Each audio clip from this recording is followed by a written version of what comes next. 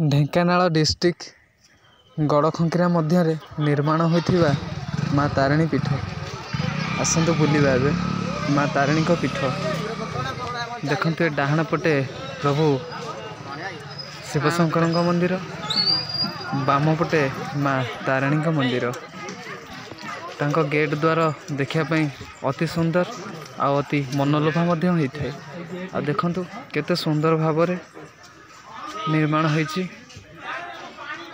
मुझे गेट रे प्रवेश कली आपण माने देखंतु पहाड़ सहित मंदिर केमती मिसिकी अच्छी जेमती लगुच कि माँ बास कर पहाड़ रही देखंतु पहाड़ को मंदिर केमती लगी रही।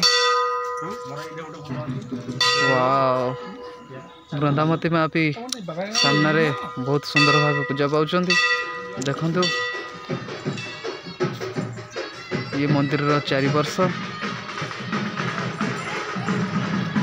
अति सुंदर लगुच देखापी आम आसु देखापी जार भी इच्छा हो देखा से देखु एटा देखु।